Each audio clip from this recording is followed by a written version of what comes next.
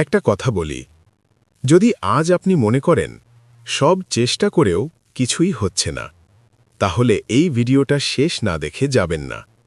কারণ হয়তো আপনি আল্লাহর রহমতের একদম দরজার সামনে দাঁড়িয়ে আছেন।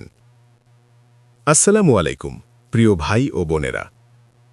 আপনি কি কখনো এমন সময় পার করছেন যখন মনে হয় চারপাশে কিছুই ঠিকঠাক চলছে না?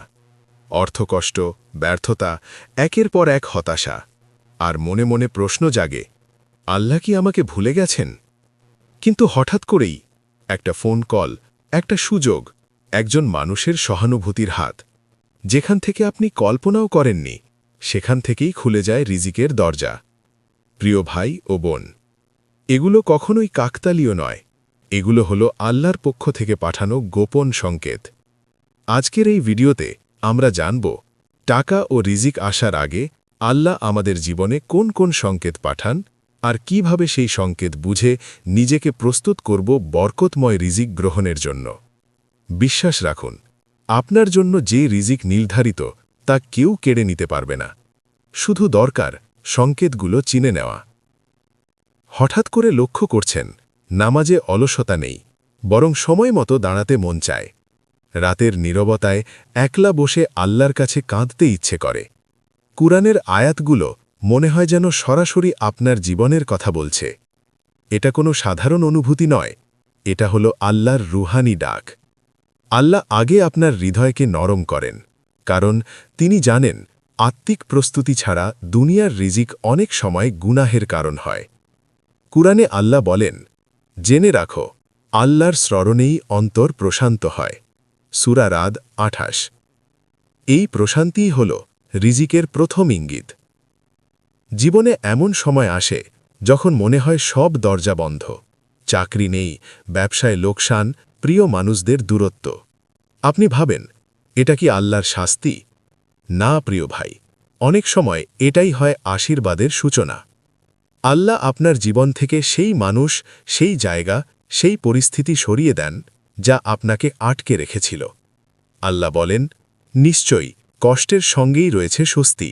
সূরা ইনশিরা 5। এই পরিবর্তন মানে আল্লাহ আপনাকে শিফট করছেন নতুন রিজিকের পথে। হঠাৎ করে কেউ আসে যাকে আপনি কখনো চেনেননি, কিন্তু সে আপনার পাশে দাঁড়ায়। একটা সুযোগ, একটা রেফারেন্স, একটা সাহায্য। এটা কাকতালীয় নয়, আল্লাহ অনেক সময় মানুষের অন্তরের মাধ্যমে সাহায্য পাঠান। কুরআনে আল্লাহ বলেন, সমস্ত কল্যাণ তার হাতেই। সূরা আলে ইমরান 26। তাই কেউ যদি হঠাৎ আপনার পাশে দাঁড়ায়, সন্দেহ নয়, বলুন আলহামদুলিল্লাহ।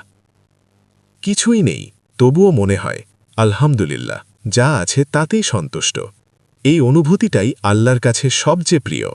আল্লাহ বলেন, তোমরা কৃতজ্ঞ হলে আমি আরও দেব। সূরা ইব্রাহিম 7। কৃতজ্ঞতা মানে থেমে যাওয়া নয়, কৃতজ্ঞতা মানে আল্লাহর উপর পূর্ণ ভরসা। হঠাৎ অপ্রত্যাশিত খরচ, কেউ টাকা ফেরত দেয় না, মন ভেঙে যায়।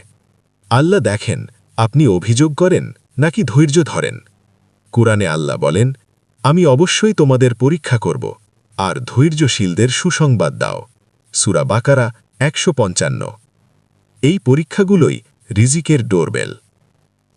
অনেকদিন চেষ্টা, অনেক দোয়া, কিন্তু কোনো উত্তর নেই। আর ঠিক তখনই একটা কল, একটা ইমেল, একটা সুযোগ। কুরআনে আল্লাহ বলেন, আমার বান্দা যখন আমাকে ডাকে, আমি তার ডাকে সাড়া দিই। সূরা বাকারা 186। ফলাফল দেরি হয়, কিন্তু কখনো বাতিল হয় না। সব বিপক্ষে, তবুও ভিতরে এক শান্ত দৃঢ়তা, কিছু একটা ভালো আসছে। এটা আত্মপ্রতারণা নয়, এটা আল্লাহর পক্ষ থেকে শক্তি। কুরআনে আল্লাহ বলেন, তিনি মুমিনদের হৃদয়ে প্রশান্তি দান করেন। সূরা ফাতাহ 4। নিজের ভুল মনে পড়ে, চোখ ভিজে যায়, এটাই আল্লাহর ভালোবাসার চিহ্ন। কুরআনে আল্লাহ বলেন, নিশ্চয়ই আল্লাহ তাওবাকারীদের ভালোবাসেন। সূরা বাকারা 222। তাওবা মানে নতুন জীবন, নতুন রিজিকের শুরু। প্রিয় ভাই ও বোনেরা, রিজিক মানে শুধু টাকা নয়, রিজিক মানে শান্তি, ভরসা, বরকত। আপনি যদি আজ এই সংকেতগুলো অনুভব করেন, তাহলে জানুন আল্লাহ আপনাকে ভুলে যাননি, তিনি আপনাকে প্রস্তুত করছেন।